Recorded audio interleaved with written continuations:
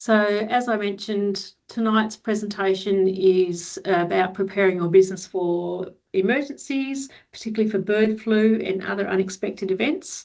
My name's Amanda Walsh. I'm from Business Tasmania at the Department of State Growth. And our presenters tonight are Warren Moore from the Braddon Business Centre and Jennifer Sheppard also from Business Tas. Jennifer won't actually be speaking tonight, but she'll be helping Warren with the live demonstration of our emergency ready business tool a little bit later. So before we get started, I'd just like to acknowledge the Aboriginal people, the traditional owners of the lands on which we meet tonight, and pay our respects to the elders past and present. Just want to share with you a little bit of information about bird flu before we get started. So bird flu has spread overseas, which means there's an increased risk of its arrival in Tasmania, and most likely through migratory wild birds. You may have heard in the media that it's already been identified on Heard Island, which is part of the Australian Antarctic Territory. This information I've got here on the screen is shared to us by the Department of Natural Resources and Environment, or NRE. Once it gets here, we can't stop it. It'll be here to stay.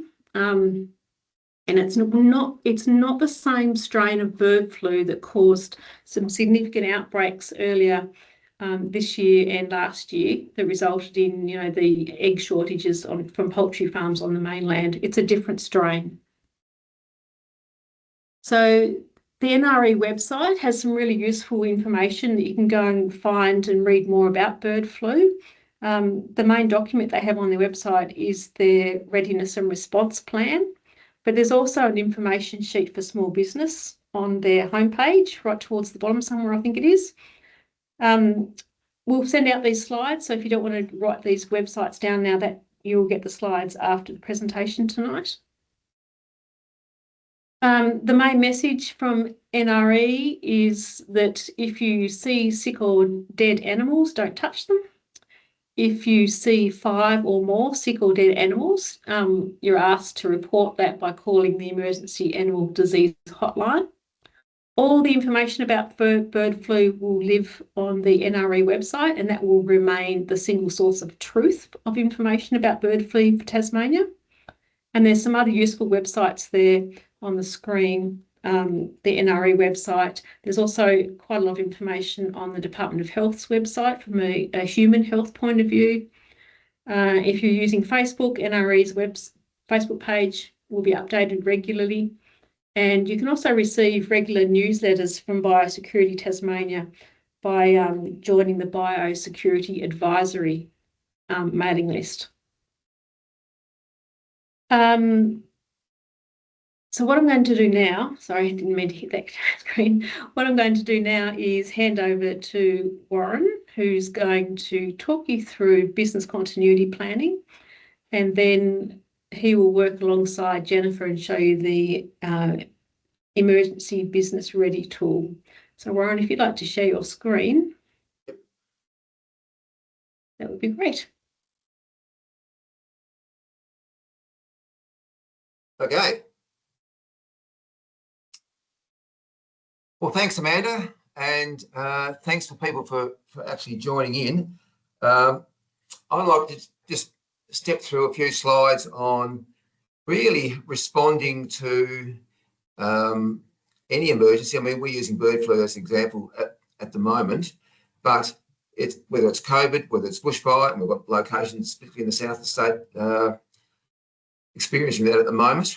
Right now, and it might be flood, it may be a whole range of things. There's just some things that you can do in your business to make things a little bit easier for you. So I'm just going to go through some slides at the moment. And look, as I just said, businesses are always going to be subject to major emergencies in some way, shape, or form. And the businesses generally that get through those are the ones that had a plan in the first place, rather than gee, what's hit us, and actually what do we got to do now? So look, there are 4 main things I want to look at. The first thing is by identifying the major risks that you're likely to be facing, and list the major weaknesses of your business, and then the major threats that are likely to face your business. So if the major weakness of your business is a reliance on one big customer, then you're going to have to plan for what happens if something happens to that big customer.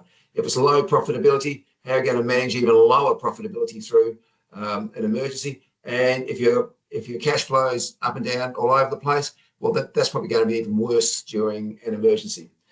And what are the major threats in an emergency that's likely to affect your business? Is it absence of key staff? Is it no access to stock? Is it the customers have just gone away? And what's that likely to be? I mean, you can't change the threat, but you can change how you respond to it. So losing key staff because they're not available, using key supplies, and particularly say in the bird flu, where you may not be able to get eggs or chicken, all of those sorts of things. So what are the major risks, and how do you respond to them? This is going to include developing strategies that address reductions in customers. So if you're going to have a reduction in customer, you're going to have a reduction in turnover. And how's that going to look in your business? How's it going to impact your business? And what can you do? What if you don't have access to suppliers? So therefore you don't have stock to sell. And this will apply particularly to tourism, exporters, agri-food, mining, a number of those sectors who are subject to flood, bushfire, and so on. So if you're looking for preparing for loss of key staff, do you know who are your key staff, which ones are not, and what can you do? What can you do about that? Can you outsource? Can you get casuals? Can you have to do things yourself? It may even be that you need to close business for a site. So which of those staff are essential to actually work on site? Which ones are essential, but maybe they can work from home? Which are non-essential, but can work remotely, and non-essential that are not needed at all. And make sure in relation to staffing and other legal obligations, because those legal obligations don't go away because you're facing a bushfire or a flood. They'll still be going on. I mean, even though the ATO was a little bit kind to us during COVID, they're really well and truly catch up on those businesses now, and there are still businesses now which are suffering the impact of cash flow and not being able to pay their taxation debts. The tax office is really catching up on those people now. So what do you need to do in those cases? If lack of supply is going to be a problem, where else can you get stock from? And it may well be that you need to go and talk more with local suppliers, because maybe your internationals aren't able to, or actually vice versa. And if you can't supply product, let your customers know. Don't let them find out via the grapevine, or find out when they go to make an order and say, look, I'm sorry, I can't supply you. If you let them know in advance, it gives your customers a chance to actually do something about it, and they will understand because they're probably in the same situation. So keep in regular contact with customers.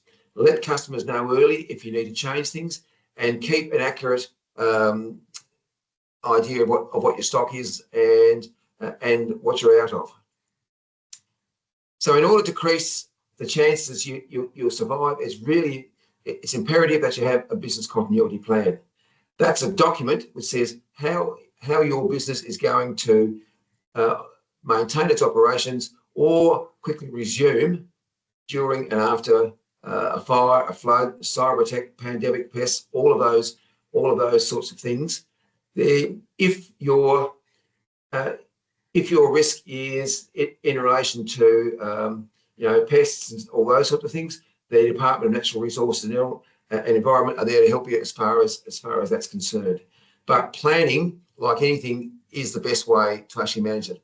Look, you might look at your plan and say, actually, we can't do anything about this.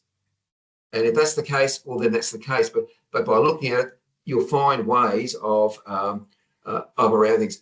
One of the things that, in the 20 odd years that I've been working with business, I just can't believe just how resilient and how resourceful operators of a small business are, how they can get around things.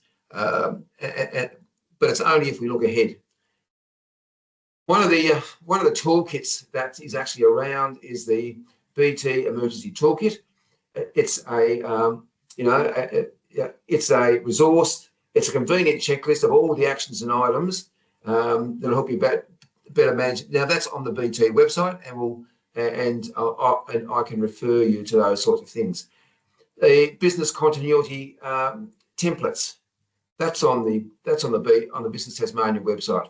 So it'll help you manage risks in relation to finances, suppliers, customers, employees. Look, these just ask the questions for you. So what are you going to do about this? What are you going to do about that? Rather than thinking, gee, where do I start? The Emergency Ready Business online template is, and we're going to demonstrate that shortly with Jennifer and I will be working through that. There's sort of 4 main areas that we look at there. Identifying the emergencies that are likely to affect your business. Is it fire? Is it flood? Is it pandemic? Those sorts of things. Assess the main areas that your business is likely to be impacted. So if you do have a bushfire, what areas of your business are likely to be affected most? The third area assists you to develop, well, okay, if that part of my business is likely to be affected, how am I likely to respond to it? Like if I can't get stock, where else can you get it from? If I don't have power, have I got other plans for that? If I don't have internet, how else can I manage around that? If I can't get access to staff, how do I manage around that? And then the fourth area pulls together an action plan for you. So this is something that you do online. It's self-paced. It asks you the questions, and then you work through that. As well as that, there are business advisors like myself. We've got a number around the state who you can contact. Look, not only during emergencies, but also at any time of the year. So it's if your business hasn't been going for very long, that is, it's been going for less than 12 months, you get access to up to 2 free hours a year. If your business has been going much longer than that, and your avian is more than 12 months old, you can get access to up to 5 hours free of charge each year. This is where the advisors are, and you can locate advisors in your area. I mean, look, one thing you can do is work through the online emergency ready tool with an advisor. I mean, you don't think, oh gosh, how do I do this? You can get help with all of those bits and pieces. If you're going to access advisor services, you need to register with the Department of State Growth. It takes about 2 minutes, doesn't cost you anything, and then you are in the system. As far as bird flu itself is concerned, it's the Natural Resources and Environment website. There were some information sheets and response plans as far as that's concerned. So the other things that I wanted to go through, but what I will say is that planning is the best way around managing your businesses through emergencies, and those who plan are more likely to come out the other side quickly and reasonably unscathed. Those who are flying by the seat of the pants, making it up as they go along, will be constantly putting out the bushfires, literally and metaphorically, as they go through. So I'm going to now hand back to Jennifer, who's going to take us through the Emergency Ready Toolkit.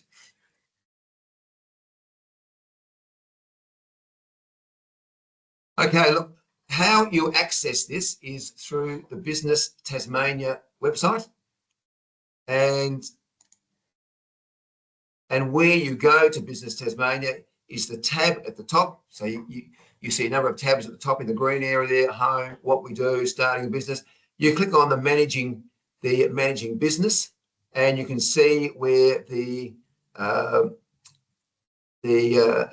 emergency management and disaster recovery toolkit. But you can see there's a whole heap of other ones there as well that you can have a look at. So if you click on the emergency management and disaster recovery, you can start that toolkit there. You can also see there's a whole stack of other tools and checklists that you can have a look at. They're all tested. They're all good to use, and they're all available. They're free. We have one. Look, honestly, and I would say this, but in Tasmania we have some of the best assistance to small business that you'll get anywhere in Australia, as far as that's concerned. So when you're ready to start, you'll click on the link, and you'll find that's where we are at the moment. And you will click on the before we click on the Get Started button, there are a number of tabs at the top which you can go through and have a look at and find more about the emergency planning. It's useful to have. It's actually useful to have a look at all those and what other resources that are there to help you. And if you want to know the best way to get back to the start, you go back up to the left-hand top corner and click on the Emergency Ready Business. It takes you, don't click out of it, just click back there and you can get back started. So if we click on the Get Started button, and look what we've got there, what we have, in order to help through this, we have developed a business that's a pretend business, and I'll just tell you a little bit about this business, because that helps us answer some of the questions. Look, it's called Coastal Cafe, and it's on the East Coast Road of Bicheno. It's a thriving local breakfast spot. It's popular with the residents and holiday visitors. It opens from 6 a.m. in the morning.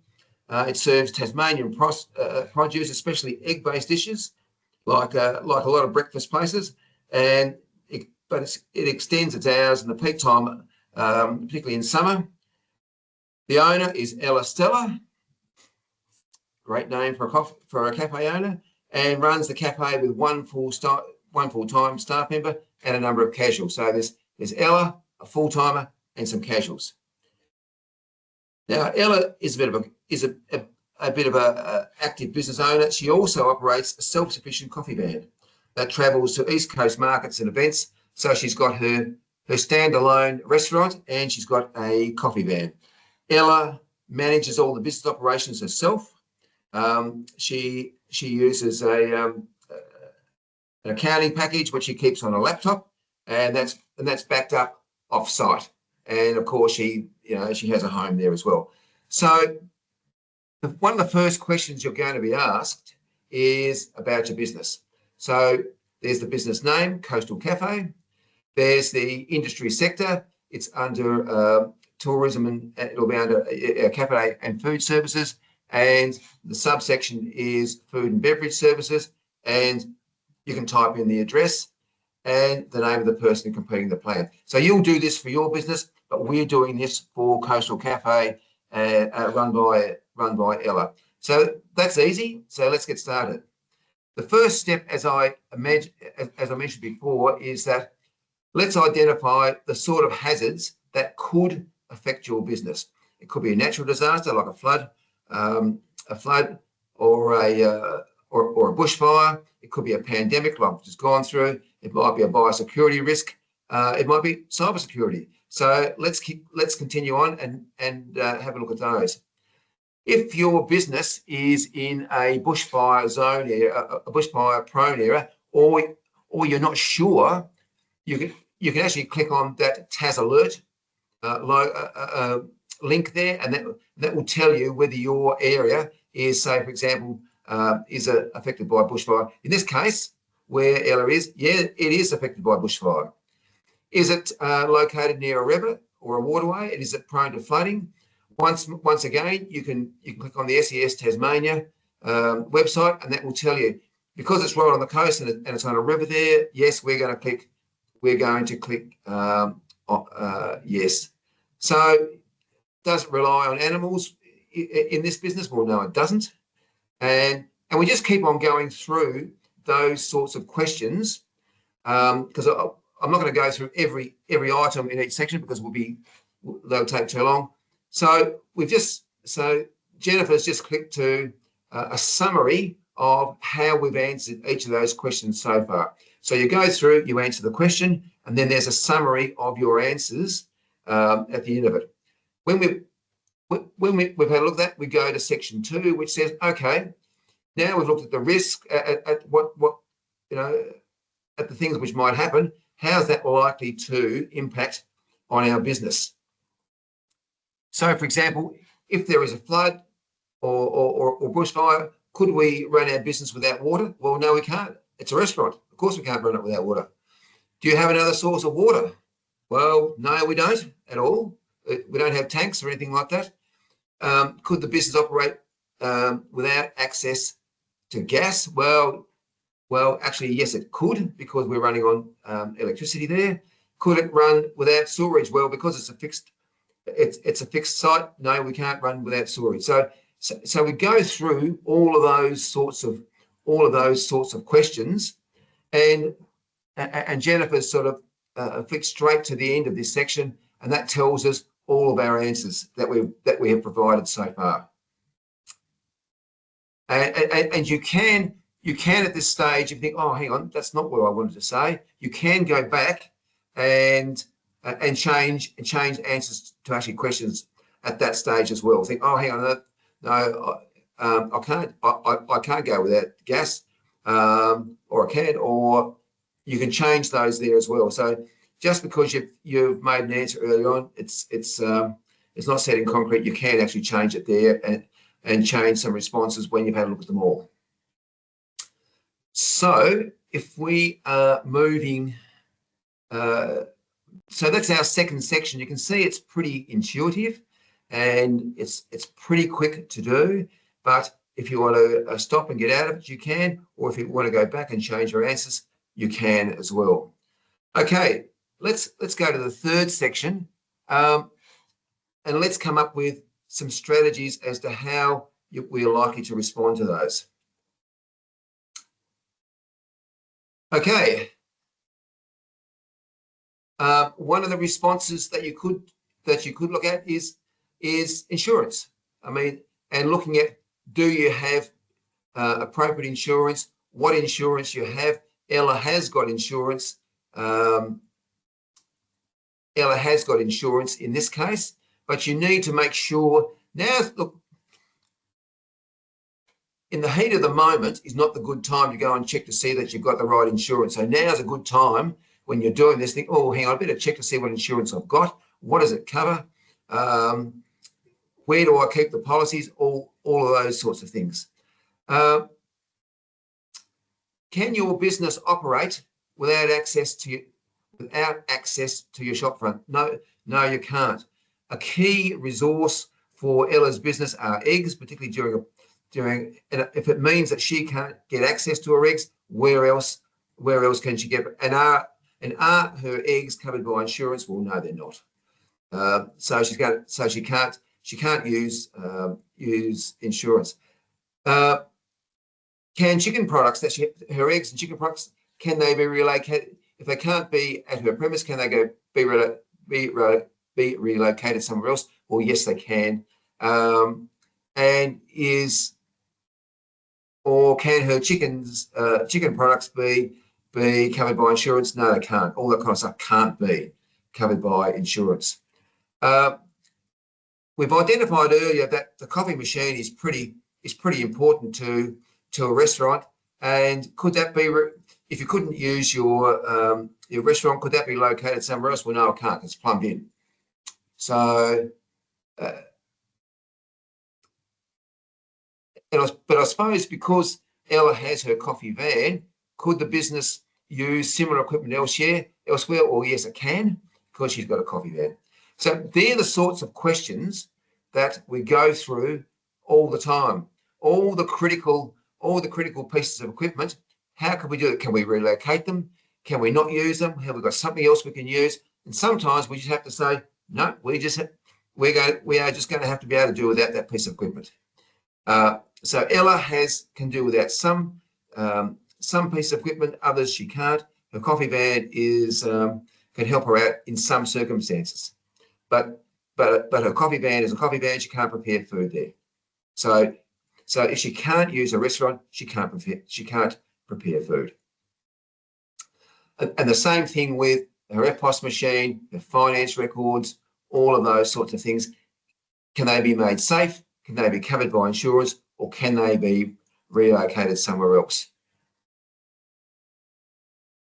Okay, so let's have a look at the checklist.